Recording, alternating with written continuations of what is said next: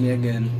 Since I have no equipments and the limited space where I resided, so I decided to discuss or introduce to you the basic skills, the rules, and equipments of the basketball. But before that, let me discuss to you the quick introduction about this game. Dr. James Naismith invented the game of basketball in Springfield, Massachusetts in 1891. The objective of today's game directly from Naismith's original rules that are based around shooting a ball through a metal hoop suspended above the ground, which is called the basket. So what are the materials or equipment are needed in playing basketball? Of course, we need a ball, a basket, and a court. So here's the rules of playing basketball. In playing the basketball, there's only 5 players per team in the court. In the NBA or NCAA, each team can be play maximum number of 5 players on the court. If a team breaks this main rule, they will lose possession of the ball. Sometimes this inadvertently happens, particularly at low levels of the game, when substitute players check into the game and others don't leave the court in time. Second, score more than your opponent to win. To win the game, a team must score more field goals than the other team. A field goal refers to any basketball player scores during gameplay. Field goals can be worth 2 or more 3 points. The next is, offense has 5 seconds to inbound the ball. After the offense score a basket, the opposing team receives possession of the ball. One of their players has to inbound the ball from the designated spot on the sidelines of the court to resume gameplay. The player has 5 seconds to pass the ball to another player on his team, or else the team loses possession. Next is defenders. Defenders must have left the paint after 3 seconds.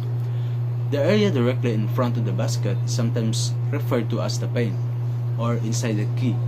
Offensive players may not camp out in this area waiting for the ball for an offensive rebound. Any individual player can spend a maximum of 3 seconds at a time in the space before they have to move. Once they step out the paint, they cannot return. If the referee notices a player hovering in the paint for over 3 seconds, the team will receive a 3 seconds violation. Next is the charges and illegal screens results in offensive foul. An offensive foul is a personal foul that offensive players commit when their team possesses the ball. The 2 most common offensive fouls are charging and illegal ball screens. Charging is when an offensive player makes contact with a defensive player who has planted their feet in a lock position. An illegal screen is when a ball-handling offensive player moves while setting a screen for their teammate to prevent a defender from moving about the court. And now let's talk about the basic skills of basketball. Dribbling. We have dribbling. Dribbling is an important skill for all basketball players. This skill will allow you to move up and down the court. Proper dribbling requires ball handling skills and knowledge on how to spread your fingers for ball control. It is also best if you know how to dribble equally well on both hands. Next is shooting. In order to score points in basketball, you need to shoot the ball into the hoop or the basket. This requires the ability to properly hold and throw the ball into the air toward the basket while avoiding defenders. A proper shot requires precise aiming, arm extension, and left from the legs. There are different types of shots you need to learn, including jump shots, layups, and free throws. Next is running. Running is a big part of the basketball. In the full court game, you will find yourself running back and forth as the game quickly transitions between offense and defense. When you have the ball, running and to get the basket quicker. On defense, you have an after opponent, especially during the fast breaks. Passing. Passing is another skill that when mastered can help you to become a complete basketball player.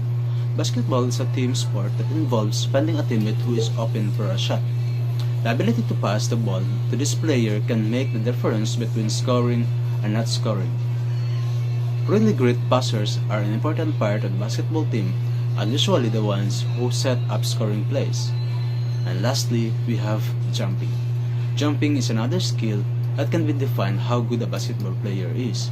Jumping is involved in offense during the jump ball at the beginning, while taking shots and sometimes while trying to catch a pass.